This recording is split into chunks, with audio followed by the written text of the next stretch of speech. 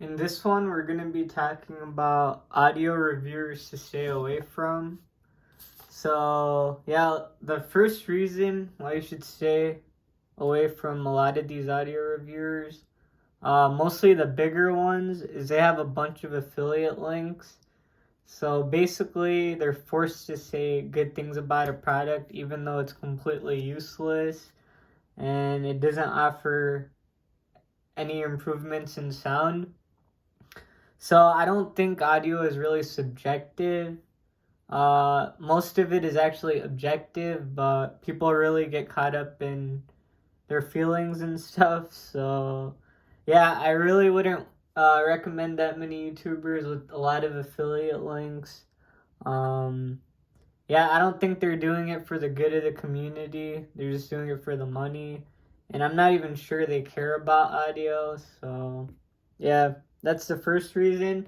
And another one, so the second one is stay away from reviewers who talk a lot about decks and amps or cables a lot. Like, none of that makes a difference.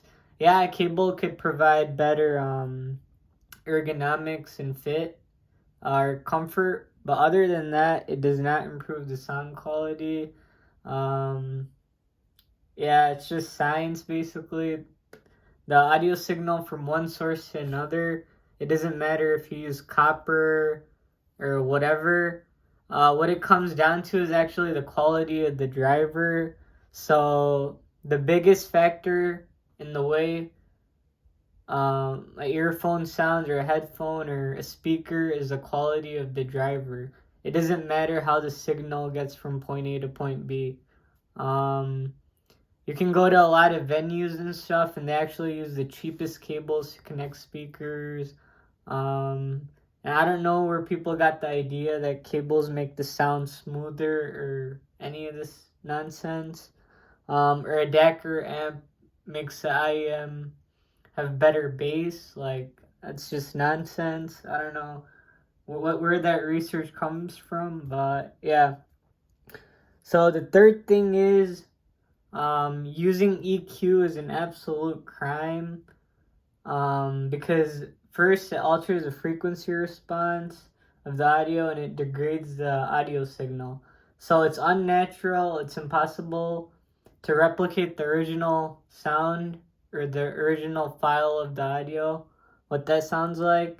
So basically, you should always go for IEMs that have a neutral sound with bass boost or just neutral, because any IEM or headphone or whatever that has a V shape can't accurately reproduce audio like a speaker can.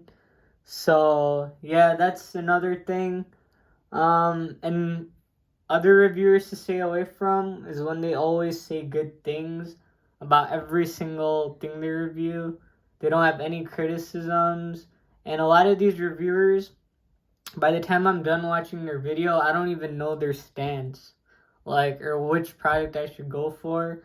So yeah, some of these big channels, they're not really good. I'm not even sure how they got that big.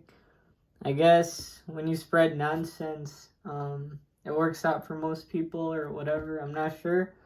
So yeah, and the fifth thing is for IEMs, I do see some channels still saying use this DAC ramp, it'll make your IEM sound better, this and that. Again, it's all nonsense. Don't believe it. And one more thing to stay away from is people who show bad headphones, or IEMs that are like half the cost sound better. So yeah, the research suggests that no headphone sounds better than an IEM.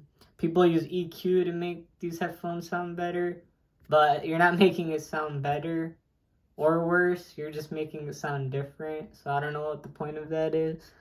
So yeah, that's my thoughts. All you really need is like an Apple dongle or this at the most. So yeah, so for what advice I would give you guys is watch reviewers who actually talk about like the quality of the drivers itself and not all this other nonsense. They talk about I think comparisons is the best way to help other people out, because you explain to them this as this as that, where all these other reviewers are just shilling, like every single product. So yeah, don't buy into the hype. Wait for reviews that are trustworthy, and watch out for all these affiliate links, because I look at these affiliate links and a lot of the products here are really bad. So yeah, don't buy into the hype.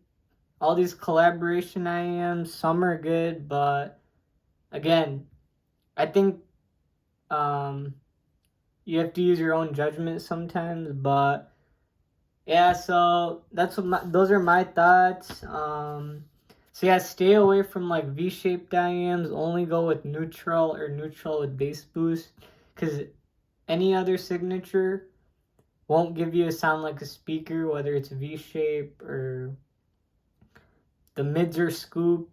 It's gonna ruin the entire experience. So yeah, those are my thoughts, and yeah, hopefully that was helpful.